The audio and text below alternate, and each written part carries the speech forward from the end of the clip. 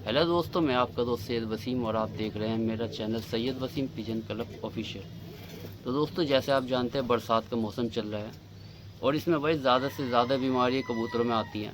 कभी सूखे की बीमारी, कभी लकवे की बीमारी, अच्छा कभी मुँह आने की बीमारी, कभी गला चिपकने की बीमारी, ठीक है, आँखें आने की बीमारी। ज़्यादातर बीमारी जो आती हैं भाई बरसात के मौसम में आती हैं। तो इस मौसम में कबूतरों का बहुत ध्यान रखना पड़ता है। तो उसी के मुताबिक एक वीडियो लेके आए हम आपसे, उसी से रिलेटेड है बरसात के मौसम से, कि एक बीमारी अक्सर आती है इस मौसम में और वैसे भी आ जाती है और मौसम में, लेकिन इसमें ज़्यादा आती है। कबूतर का मुंह आता है, कबूतर का मुंह आ जाता है, जिसे कपासी भी बोलते हैं, कुछ लोग जहरबाद भी बोलते हैं। मैं आपको इधर दिखा दूंगा। ज़्यादातर बच्चों में आती है, बड़ों में भी आती है बीमारियाँ। बड़ों में कम आती है, बच्चों में ज़्यादा आ जाती है।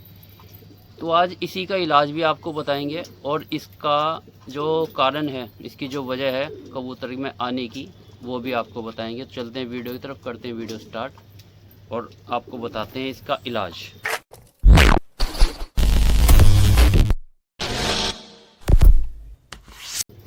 तो दोस्तों, करना क्या है आपको, हमने आपको बताया कि जहरबाद के इलाज के बारे में आज बात करें। कबूतर का जो मुँह आता है, कपासी आ जाती है मुँह में, आज उसी के इलाज के बारे में बात करेंगे। लेकिन उससे पहले जानेंगे कि आपके कबूतर में ये कमी आती क्यों है। ठीक है दोस्तों, पहले इस चीज़ पे ध्यान देना है कि ये जो बीमारी आती है किस चीज़ से आती है।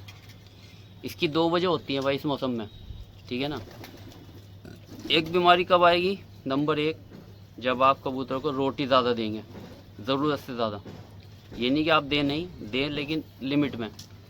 ज़रूरत से ज़्यादा का मतलब क्या है, रोज़ाना आप रोटी खिला रहे हैं, पेट भर के रोटी खिला रहे हैं उनको, जितनी घर पे बच रही 2, 4, 10 रोटी जितनी भी आप डाल रहे, रोटी डाल रहे, दाना नहीं दे रहे कबूतरों को।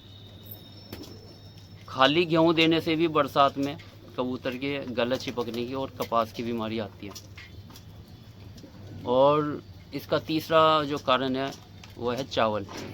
ठीक है मेरा भाई, कच्चे चावल जो लोग डाल देते हैं, जो डिपो वगैरह से आते हैं, राशन डिपो से, कुछ लोग वो डाल देते हैं या दाने में ज़्यादा उसकी क्वांटिटी बढ़ा देते हैं, तो उसकी वजह से ये बीमारी भी आती है। ठीक है मेरे दोस्त। तो इसमें करना है क्या भाई, पहले तो इन दोनों तीनों चीज़ों का ध्यान रखना है। कच्चे चावल डालने हैं, लेकिन लिमिट में। कितना, 10 किलो दाने में सिर्फ 1 किलो, इतना आप डाल सकते हैं। रोटी आपको कितनी देनी है, अगर आपके यहाँ को मान लो कबूतर 10 रोटी खा रहे, आप कबूतर को खिला रहे 10 रोटी में आपका कबूतर का पेट भर रहा, तो आपको सिर्फ 2 रोटी देनी है। बाकी आपको दाना देना होगा गेहूँ और बाजरा मिला है। खाली गेहूँ नहीं देना है, बाजरा मिला के देना है धो के, ठीक है ना। नमक के पानी में धो के तब बाजरा मिला के गेहूँ के साथ देना है आपको, ठीक है। उससे क्या हो, कबूतर के शरीर में गर्मी बनी रहेगी थोड़ी, जैसे बरसात का मौसम हो जाता है। तो इसमें कबूतर को प्रोटीन और विटामिन की जो है ज़रूरत होती है, फाइबर की। तो गेहूँ और बाजरे में जो है ज़्यादा फाइबर होता है, कबूतर को फ़ायदा देता है। और अब बताएंगे आपको इसका इलाज क्या करना है। अगर आपके कबूतर में बीमारी आ गई है जहरबाद की, जैसे बच्चा दिखा रहा हूँ मैं इधर, इस तरह की बीमारी अगर कबूतर में आ गई है किसी कबूतर में, तो उसका इलाज क्या करना है। आपको आज दोनों इलाज बताऊँगा, देसी भी और मेडिसिन भी, ठीक है ना। घरेलू इलाज भी बताऊंगा और टैबलेट वाला इलाज भी बताऊंगा। आप इन चीज़ों को नोट कर लें, नहीं तो स्क्रीनशॉट लेके आप किसी भी मेडिकल से ले सकते हैं। तो आपको करना क्या है मेरे दोस्त, अगर आपको पहले मेडिकल वाली, ज़्यादातर लोग ये चाहते हैं कि मेडिकल वाली दवाई मिल जाए हमें, ताकि हम ला के फटाफट कबूतर को दे सकें। बनाने वाली दवाई तो टाइम लगता है, सामान मिले ना मिले, लेकिन जो दवाई मैं बताऊँगा आपको बहुत आसानी से मिल जाएगी, देसी। तो सबसे पहले मेडिकल वाली दवाई के बारे में बात करते हैं। तो अगर आपके कबूतरों में जहरबाद की बीमारी आ गई है, कबूतरों का मुंह आ रहा है, मुंह में सफ़ेदी जम रही है, तो उसको कैसे निकालें, कैसे ख़त्म करें। जो भाई साफ़ कर सकते हैं, पंख ले लें, पंख कबूतर का मैं आपको दिखाता हूँ, आपको दिखा देते हैं। कबूतर का पंख लेना है और उससे कैसे काम करना है।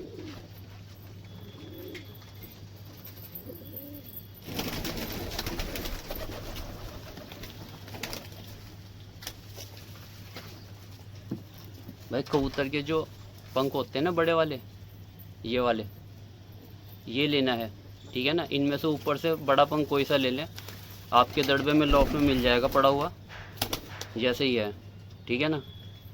इस तरह का बड़ा पंख ले लें, जो बड़ा वाला कुंदा होता है, इसकी जो मोटी नोक होती है, ये मोटी होती है, चुभती नहीं है, गोल होती है बिल्कुल, ठीक है ना। मैं आपको दिखा दूँ, ये गोल होती है, चुभती नहीं है। तो भाई ये लेनी है, और इससे कबूतर का मुंह खोलने के बाद धीरे धीरे उसको अंदर से निकाल लेना है, ठीक है ना। जहाँ तक निकाल सकते हैं आप निकाल लें उसको, ठीक है। निकालने के बाद जब वो दाना चुग ले, पहली बात तो अगर वो दाना चुग रहा है तो उसको पहले दाना चुगा दें, पानी पिला दें अच्छे से, ठीक है। उसके बाद इसको निकाल दें, निकाल लें। निकालने के बाद इसको जब वो खाली हो जाएगा, आप उसको पहले टैबलेट दे दें। टैबलेट कौन सी देनी है पहले मैं वो आपको बता दूं, आप इधर नोट कर लें, मेट्रोजिल 400, ठीक है मेरे भाई। पहली टैबलेट लेनी है मेट्रोजिल 400, और इसके बाद इसके साथ जो दूसरी टैबलेट चलेगी पेंडिट 400, ठीक है। दोनों का नाम मैंने आपको बता दिया, टैबलेट भी दिखा दी। पहली मेट्रोजिल 400, फिर दूसरी लेनी है पेंडिट 400, ये किसी भी मेडिकल से आपको मिल जाएगी। और इसको देनी कितनी है भाई, एक गोली का चौथाई टुकड़ा, ठीक है। एक गोली का चौथाई हिस्सा देना है, दोनों गोली में से, पेंडिट में से भी और मेट्रोजिल में से भी, दोनों में से चौथाई हिस्सा देना है कबूतर को दाना चुगने के बाद। जब वो दाना चुग ले, कबूतर पानी पी ले, उसको दवाई दे दें। दवाई देने के बाद 10-15 मिनट के बाद इससे निकाल दें, ठीक है। और इससे निकालने के बाद अगर आप दवाई आपको नहीं मिलती है तो मैं आपको दूसरा तरीका बताता हूँ, जो देसी इलाज है, जो मैं करता हूँ घर पे। मैं कभी दवाई नहीं देता इस चीज़ में, लेकिन ये है मैं तरीके सब आजमाता हूँ। ज़्यादातर देसी इलाज से मेरे कबूतर ठीक हो जाते हैं 2 दिन में। अगर किसी कबूतर के मुंह में सफ़ेदी आ गई है, मुंह खुला हुआ है, उसका दाना नहीं खा पाता, ज़्यादा हो जाती है, मैं स्टार्टिंग में ही उसको साफ़ कर देता हूँ। इससे साफ़ किया उसको, साफ़ करने के बाद आपको पहली आइटम लेके आनी है, बाज़ार से बहुत आसानी मिल जाएगी, पान की दुकान से मिलेगी आपको, जहाँ पे पान मिलते हैं लगे, पान लगा के बेचता है पनवाड़ी। कत्था लाना है बस से, जो पान पे लगाते हैं ना कत्था, ये कत्था ले आना है। उससे थोड़ा सा किसी बोतल के ढक्कन में लिया है या किसी कटोरी में, उससे कहते हैं थोड़ा सा कत्था चाहिए दवाई के लिए, कोई नहीं मना करता भाई, इतना सा कत्था चाहिए, सिर्फ थोड़ा सा कत्था लिया है। और उसके साथ इतना ही ले ले सरसों का तेल, घर पे रहता है, सबके रहता है। ये दोनों चीज़ें ऐसी हैं आपको बड़े आराम से अपने घर में भी मिल सकती है, नहीं तो कत्था आप बाज़ार से ला सकते हैं। अगर पनवाड़ी की दुकान सबके मोहल्ले के आसपास होती है, थोड़ा सा कत्था लिया है और उतने इसमें सरसों का तेल मिला ले, कबूतर के हिसाब से जितने कबूतर आपके पास हैं, ठीक है दोस्तों। इनको आपस में अच्छे से मिक्स कर लें। जब ये मिक्स हो जाएंगे, मिक्स करने के बाद इसको रख दें। पहले इस पंख से सारा उसका मुंह साफ़ कर ले कबूतर का, जितना मुंह उसका आ रहा है सारे को उसको साफ़ करके बाहर निकाल देना है, ठीक है। जब बाहर अच्छे से निकालना है, ताकि अगर आपको लगे कबूतर के मुंह से खून आने लगे तो आप घबराएं नहीं, ये कोई बड़ी बात नहीं है। अगर खून आने लग जाता है कोई दिक्कत नहीं है। उसको साफ़ करने के बाद इसी पंख को ऐसे लेना है इस तरफ से, ठीक है ना। कत्थे में इसको घुमाना है, अच्छे से लपेटना है और कबूतर के मुंह में इसको जो है ना अच्छे से ऐसे करके लगाना है, ठीक है। ऐसे करके लगाना है कबूतर के चोंच के अंदर, इसको भिगोना है कत्थे और सरसों के तेल में, और चोंच के अंदर ऐसे करके अच्छे से इसके मुंह में इसके लगाना है, ताकि सब जगह उसके लग जाए जहाँ जहाँ पे उसकी जड़ है।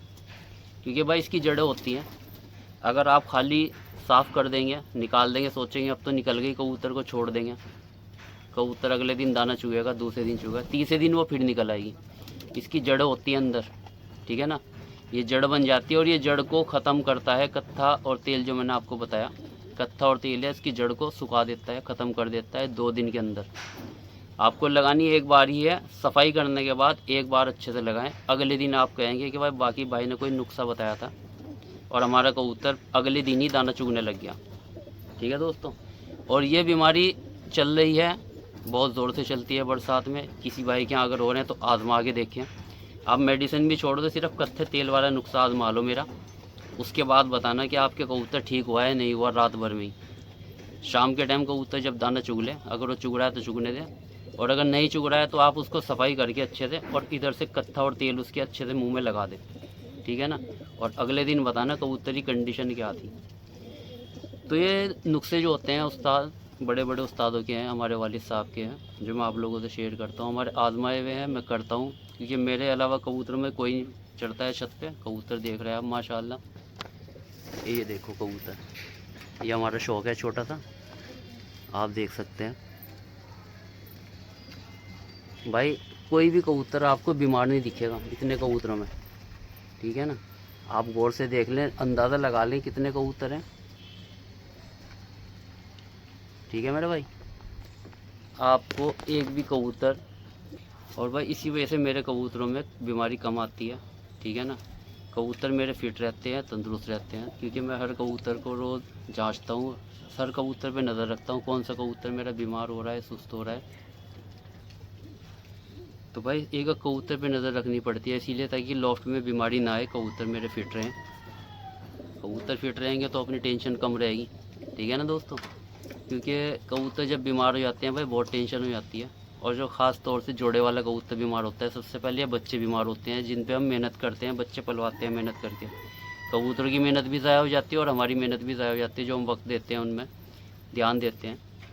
तो इन चीज़ों का ध्यान रखिए। सबसे पहले अपने लॉफ्ट में सफाई रखिए, बरसात का मौसम है, ठीक है ना। कबूतर बीमारी से बचे रहेंगे, बीमारी जल्दी से नहीं लगेगी। और जो मैंने आपको नुस्खा बताया इसको आजमाएं इंशाल्लाह। कमेंट में बताएं कि आपको मेरी वीडियो कैसी लगी। और कोई भाई अगर इलाज करना चाहे तो इलाज करने के बाद कमेंट में बता सकता है नुस्खा काम करता है नहीं करता है, ठीक है मेरे दोस्तों। तो चलते हैं, इजाज़त लेते हैं आपसे, फिर मिलेंगे अगली वीडियो में एक नए टॉपिक के साथ जल्दी। तब तक के लिए अल्लाह हाफिज़।